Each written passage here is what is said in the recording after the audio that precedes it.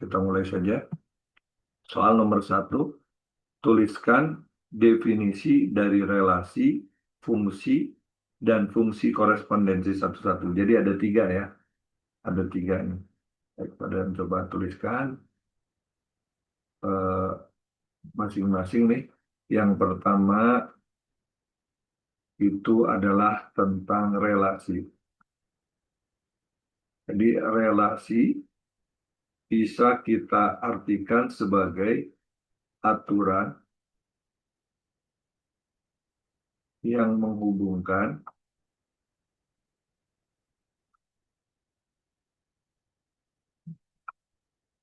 anggota-anggota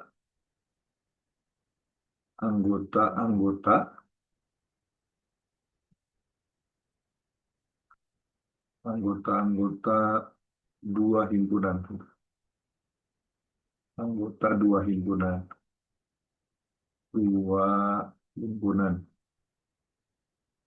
Ya, himpunan itu kita beri nama domain dan kodomain. Dua himpunan ini domain dan kodomain.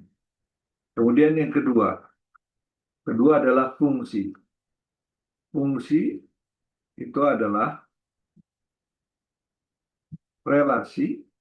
Ini ada relasi yang bersifat khusus. Fungsi adalah relasi yang memasangkan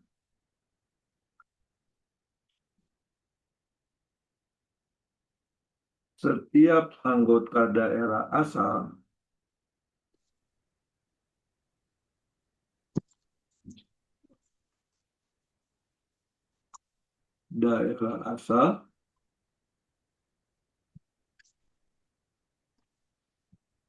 dengan tepat satu anggota daerah kawan.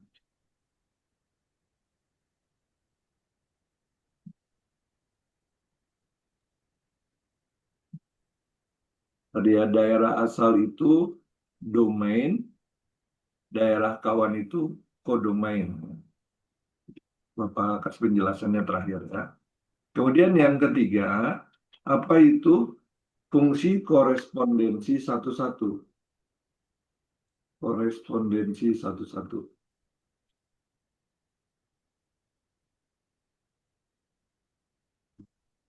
Jadi korespondensi satu-satu juga merupakan fungsi, yaitu fungsi yang memetakan atau memasangkan ya,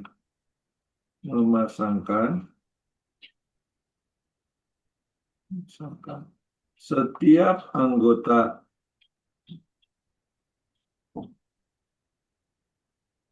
daerah asal atau domain dengan tepat satu anggota kodomain. Nah, kalau sampai sini baru fungsi nih. Ya. Korespondensi itu korespondensi satu-satu fungsi yang bersifat khusus selain memasangkan setiap anggota domain dengan tepat satu anggota domain dan sebaliknya.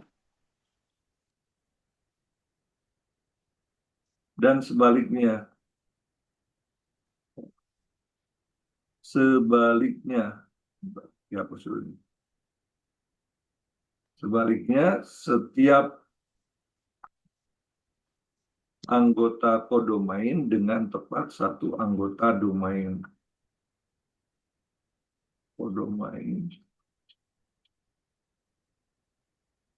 Dengan tepat satu anggota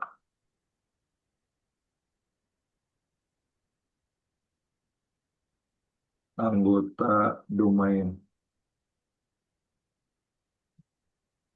Oleh karena syaratnya banyak anggota himpunan domain dan kodomain harus sama.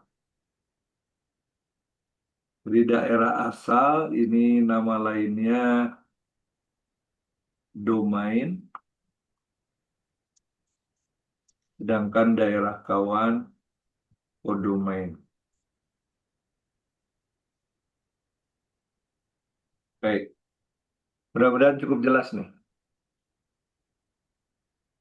Baik, kita lanjutkan ke soal nomor 2. Jadi gini, sebelumnya nih, relasi aturan yang menghubungkan anggota dua himpunan, yaitu anggota domain dan kodomain, daerah asal dengan daerah kawan.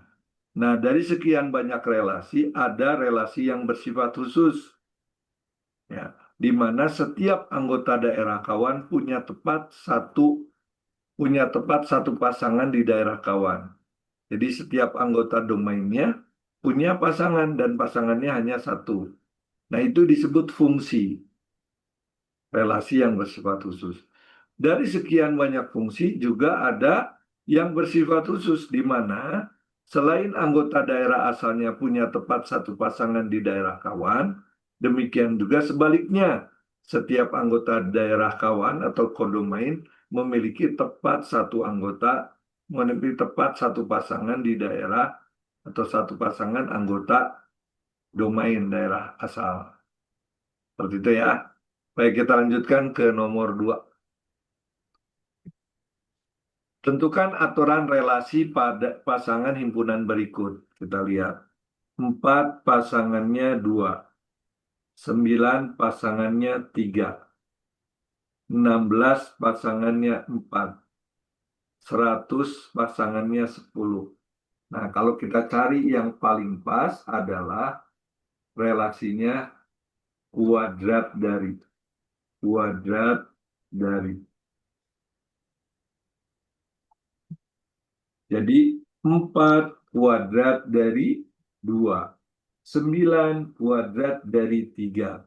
16 kuadrat dari 4. Kemudian 100 kuadrat dari 10. Jadi jawabannya relasinya adalah kuadrat dari. Yang kedua kita lihat, negatif 3 pasangannya negatif 6. Negatif 1 pasangannya negatif 2. 1 pasangannya 2. 2 pasangannya 4. Yang paling pas itu aturannya adalah setengah dari atau setengah kali dari. Setengah dari juga boleh.